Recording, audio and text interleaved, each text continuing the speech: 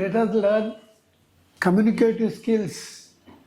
Communication అంటే మనము ఒక మాట్లాడినటువంటి మాట ఇతరులకు తెలవాలి, వాళ్ళు మాట్లాడిన మాట మనం అర్థం చేసుకొని తిరిగి వాళ్ళకి రిప్లై ఇవ్వడమే కమ్యూనికేషన్. ఈ ఒకరి అటువంటి కమ్యూనికేటివ్ స్కిల్స్ మనకు ఒక అసర్టివ్ స్టేట్మెంట్ తీసుకొని 8 రకాల వాక్యాలకు మార్చగలిగేటట్టు వచ్చినట్టయితే ఈజీగా ఏదైనా మనం మాట్లాడవచ్చు. ఇక్కడ చూడండి, now let us practice to make a sentence from assertive to negative. Assertive to statement, భావ ప్రకటన చేసే వాక్యం. 2 రకాలు ఉంటాయని చెప్పింది నేను. డిక్లరేటివ్ సెంటెన్స్ ఉంటుంది, వర్క్ మోటో సెంటెన్స్ ఉంటుంది. ఈ వర్క్ మోటో సెంటెన్స్ను అసర్టివ్ను నెగిటివ్గా అంటే కాదు లేదనే వాక్యము, ఇంటరాగేటివ్ క్వశ్చన్స్ ప్రశ్నలుగా, రిక్వెస్ట్ విన్నపాలు, ఆర్డర్స్ ఆజ్ఞలు, కమెంట్స్ ఉత్తర్వులు, అడ్వైజెస్ సలహాలు, అండ్ ఎక్స్క్లమేటరీ అంటే వాక్యము ఆశ్చర్యార్థక వాక్యాలుగా, అంటే 8 రకాల వాక్యాలుగా మార్చవచ్చు ఒక వాక్యాన్ని. బాగా మనసు పెట్టి వినండి, చాలా సింపుల్ ఇది.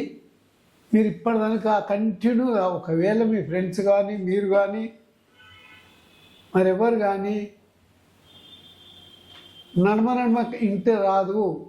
ఫస్ట్ ఎక్కడి నుంచి మనం ఇంట్రడక్షన్ డెమో క్లాస్ ఫస్ట్ ఇచ్చాను, అక్కడి నుంచి వరుసగా 1 2 3 4 5 ఇట్లా వినుకుంటూ పోవాలి. ఒక్కొక్కటి 2 సార్లు విన్నా పర్వాలేదు, 3 సార్లు విన్నా పర్వాలేదు. మీకేమైనా డౌట్ ఉంటే నా నెంబర్కి ఫోన్ చేసి అడగండి. ట్యూటర్ నా నెంబర్ నోట్ చేసుకోండి, 9346917529. మళ్ళీ ఇంకోసారి 9346917529. Govardhan spoken English coaching centre.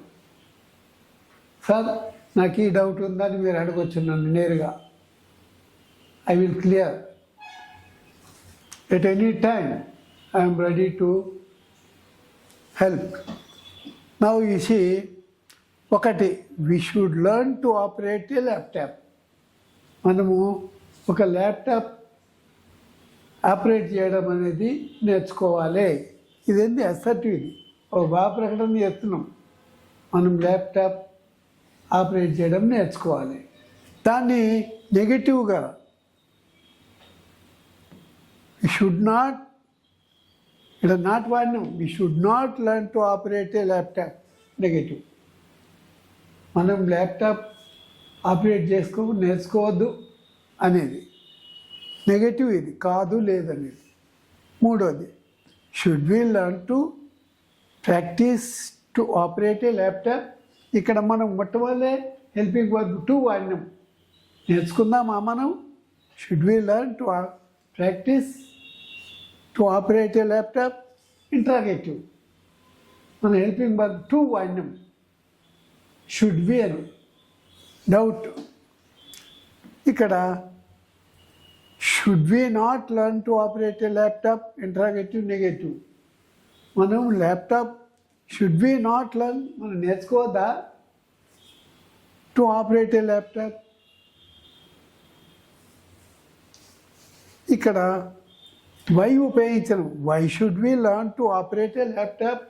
ఎందుకోసం మనం ల్యాప్టాప్ ఆపరేట్ చేయడం నేర్చుకోవాలి. ఇంట్రాగేటివ్ యూజింగ్ వై, ఎందుకు అని. Why should we not learn to operate a laptop. Interrogative using why. మనం ఎందుకోసం ల్యాప్టాప్ ఆపరేట్ చేయడం నేర్చుకోవద్దు అది. ఇప్పుడు using how, using when. When should we learn to operate a laptop. Interrogative using when. మనం ఎప్పుడు నేర్చుకున్నాం ల్యాప్టాప్ ఆపరేట్ చేయడం అనేది? Using how. How should we learn to operate a laptop? మనము ల్యాప్టాప్ ఆపరేట్ చేయడం ఎట్లా నేర్చుకుందాం? ఓ ట్యూటర్ పెట్టుకుందామా, మనము ఆన్లైన్లో నేర్చుకుందామా, ఓ ఫ్రెండ్ని పిలిపించుకొని నేర్చుకుందామా? అట్లా హౌ, ఎట్లా? Interrogate using how. We should learn to operate a laptop. Should not be, ఇది క్వశ్చన్ ట్యాగ్ అనమాట. ఇక్కడేమైంది, ఇక్కడ అసర్టివ్ వచ్చింది. We should learn to operate a laptop. మనం ఒక ల్యాప్టాప్ ఆపరేట్ చేయడం నేర్చుకుందాం. షుడ్ నాట్ బి, నేర్చుకోవద్దా మనం? ఇది నెగటివ్ అన్నమాట క్వశ్చన్ ట్యాగ్లో. అంటే అసర్టివ్లో కనుక స్టేట్మెంట్ ఉంటే క్వశ్చన్ ట్యాగ్ నెగటివ్ వస్తుంది, నాట్. ఒకవేళ we should not learn to operate a laptop, ఇక్కడ స్టేట్మెంట్లోనే నెగటివ్ వచ్చింది అనుకో, అప్పుడు అసర్టివ్లో షుడ్ బి అని వస్తుంది. నేర్చుకుందామా అన్నట్టు. Now let us see. Please let us learn to operate a laptop. Request. Now please ఉపయోగించిన ఇక్కడ లెట్ us learn, మనము నేర్చుకుందాము to operate a laptop. Learn to operate a laptop order ఇది or one thought study.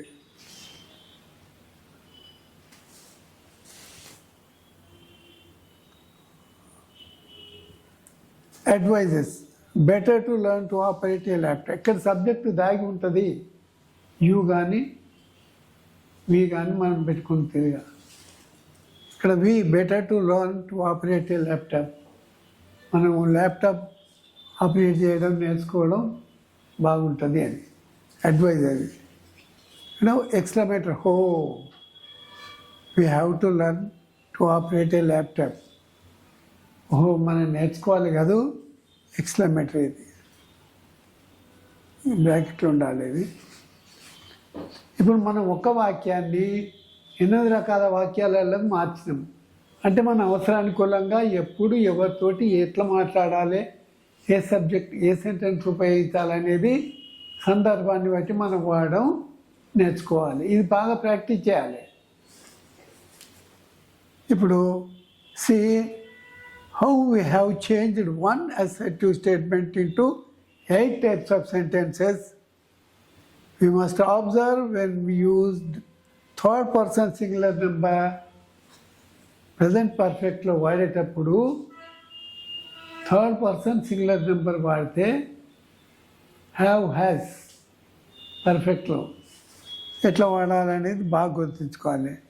Do does వాడినప్పుడు ఎట్లా వాడాలి. She has to learn to operate a laptop operator చేయడం నేర్చుకోవాలి. ఇది అసెప్టివ్. డస్ వాడుతున్నాం మనం ఇక్కడ. డూ డస్ వాడితే ఐ డూ, వీ డూ, నేను చేస్తాం, మనం చేస్తాం. యూ డూ, మీరు చేయండి. హీ కానీ, షీ కానీ, ఇట్ కానీ, దట్ కానీ, రామా కానీ, ఏది వచ్చినా థర్డ్ పర్సన్ సింగులర్ నెంబర్ వస్తే డస్ వాడాలి. అప్పుడు does she have to learn operate a laptop. ఇక్కడ షీ హ్యావ్ అని అంటున్నాము. భాగవంతుడు ఇక్కడ ఏమంటుండు, we used does. So even though she third person singular number we can use have. ఎప్పుడు? Because do is also auxiliary verb. Do కూడా auxiliary వర్బ్గా వాడినాం. ఇక్కడ మెయిన్ వర్బ్ వాడచ్చు, ఆక్సిలరీ వర్బ్ వాడచ్చు. ఇక్కడ ఆక్సిలరీ వర్బ్ వాడినాం కాబట్టి ఈ డస్ అనే దాంట్లోనే ఎస్ వచ్చేసింది. Here as it is third person singular number we used do plus es, does here, so that there is no need to use has again, even present perfect అయినా కానీ does అన్న దాంట్లోనే S వచ్చేసింది. Have అనే బదులు has అని మనం వాడాలి. నిజమే, అసర్టివ్ని అయితేనే వాడాలి థర్డ్ పర్సన్ సింగులర్ నెంబర్. ఇక్కడ మనం డస్ అని వాడిన హెల్పింగ్ వర్బ్ ఆల్రెడీ, అందులోనే ఎస్ వచ్చింది కాబట్టి ఇక్కడ హ్యావ్ వాడవచ్చు. ఇది తెలియక చాలామంది తప్పు అని అనుకుంటారు. అందుకోసం ఇక్కడ నేను క్లియర్గా ఇంట్రడక్షన్ కూడా ఇచ్చినాను.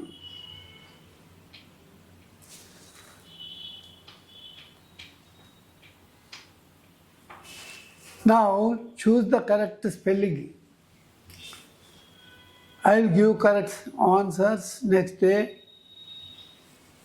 When you can, then you can check and write the correct answers, each one 5 times. After checking, సామాన్యంగా ఏమో పొరపాటు చేస్తుంటాడు. ప్రెషర్ PRE SS URయా ఏది కరెక్టో చూసుకోండి, మీరు గెస్ చేయండి. క్వెటెంట్, రికగ్నైజ్, రిటైర్, సోషలైజ్. వీటి మీనింగ్స్ మీరు డిక్షనరీలో చూడవచ్చు, లేదా గూగుల్లోనైనా చెక్ చేసుకోవచ్చు. Changing the verb form into adjectives, nouns, verbs, adverbs. ఒక్క వెర్బ్ ఫామ్ ఉన్న, ఒక నౌన్ ఉన్న, మిగతా 4 పార్ట్స్ ఆఫ్ స్పీచ్లో మార్చవచ్చు. ఇక్కడ మ్యాన్ ఉంది, మనిషి. మరి నౌన్ ఫామ్ మ్యాన్లీనెస్, మ్యాన్ అని కూడా నౌనే. వర్బ్గా కూడా మ్యాన్ అని వాడచ్చు. ఎట్లా? సెంటెన్స్ని బట్టి. ఇప్పుడు కేన్ ఉంది, కర్ర. కేనుడు అంటే కర్రతో కొట్టాడు అన్నమాట. ఈ కేన్స్ అతను కొడతాడు కర్రతోటి. ఈ విల్ కేన్, అతను కర్ర కొడుతుంటాడు. As Kane. అన్ని టెన్సెస్లో కూడా ఒక నౌన్ ఫామ్ను వర్బ్గా వాడచ్చు, యాడ్వర్బ్గా వాడచ్చు, అడ్జెక్టివ్గా వాడచ్చు, నౌన్గా వాడు. ఒక నౌన్ తీసుకున్నా, ఒక వర్బ్ తీసుకున్నా, అన్ని ఇట్లా 4 ఇట్లలో మార్చడం రావాలి. ఇప్పుడు సపోజ్ మ్యాన్లీనెస్, మానవత్వం అన్నమాట. మ్యాన్, మనిషి. ఇది నౌన్ కూడా అవుతుంది, వర్బ్గా కూడా వాడచ్చు అన్నమాట. మ్యానిష్ అడ్జెక్టివ్ ఇది. మ్యాన్లీనెస్, మ్యానిష్లీ యాడ్వర్బ్స్ అని. మార్క్, గుర్తు. మార్క్డ్, మార్కింగ్ అని వాడుతుంటాం కదా మనం. Marked adjective, markings noun.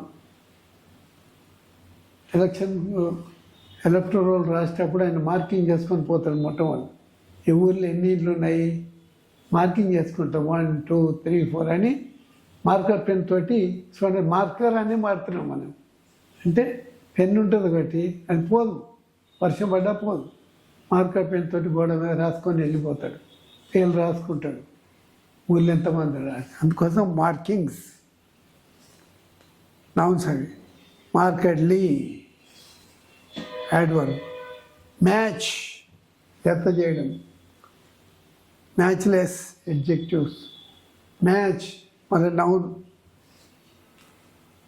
Cricket match అవుతుందంట మనం. మ్యాచ్లెస్లీ అసలు ఏమాత్రము సరిపోరన్నంటే. మెమొరైజ్ వెర్బ్, ఇది జ్ఞాపకం చేయడం. మెమోరియల్, ఇది నౌన్, జ్ఞాపకార్థం అంట. Memorable adjective. మెమొరబ్లీ. మినిమైజ్, తక్కువ చేయడం. మినిమైజేషన్. మినిమం, తక్కువలో తక్కువ. మినిమల్లీ, చాలా తక్కువ అన్నట్టు యాడ్వర్బ్. పార్ట్ బిలో ప్రిపోజిషన్స్లో డిఫర్ ఫ్రమ్. డిఫర్ అనేది వర్బ్.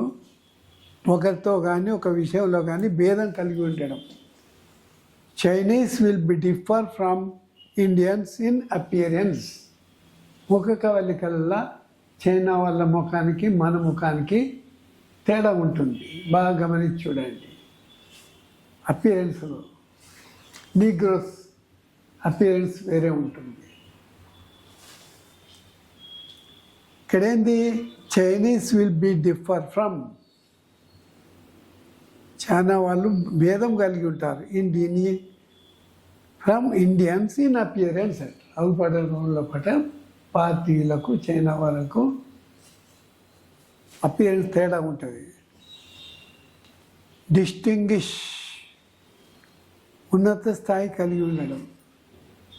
ఇప్పుడు ఫస్ట్ 36 మార్క్స్ వస్తే థర్డ్ క్లాస్లో పాస్ డివిజన్ అంటారు. Third class pass division. Above 50% వస్తే సెకండ్ డివిజన్ అంటారు. ఫస్ట్ డివిజన్ అంటే అబోవ్ 60 వస్తే ఫస్ట్ డివిజన్. అప్ టు 79 వరకు ఫస్ట్ డివిజనే. కానీ 80% అబోవ్ వచ్చిందనుకో అది డిస్టింగ్విష్ కిందకి వస్తుంది. ఒక పిల్లాడు మంచి క్లవర్ స్టూడెంట్ ఏడుస్తున్నాడు, ఏమైందిరా బాబు రిజల్ట్ వచ్చిందంటే, వచ్చింది సార్ నా నెంబర్ లేదు అని. నువ్వు నీ నెంబర్ లేకపోవడం ఏంద్రా బాబు, చూసిన చక్కగా డిస్టింగ్విష్ చూస్తే ఆయన నెంబర్ 85 అబోవ్% మార్కులలో ఉందన్నమాట. That is distinguish. ఇక్కడ మనము ఉన్న స్థాయి కలిగి ఉంటాం. Students who gets more than 80% of marks are treated as distinguished. వాళ్ళు డిస్టింగ్విషన్లో పాస్ అయినట్టు. త్రో పర్సన్ టుగెదర్, ప్రజలను ఏకీకృతం చేయడం. Throw person together. త్రో అంటే నెట్టివేయడం కాదు ఇక్కడ. Singing national anthem song makes persons throw together. జాతీయ గీతం పాడటం ద్వారా మనం భారతీయులం అంతా ఒక్కటే అనే భావన కలిగజేస్తుంది. ఏ రాష్ట్రమైనా పర్వాలేదు, ఏ భాష అయినా పర్వాలేదు, జాతి మత కుల వర్గ వర్ణ ప్రాంతీయ భేదం ఏది లేదు, భారతీయులంతా ఒక్కటే అనేదానికి singing national anthem song makes persons throw together. ఇది టుగెదర్ ఒక దాన్ని తీసుకొస్తాను అన్నమాట.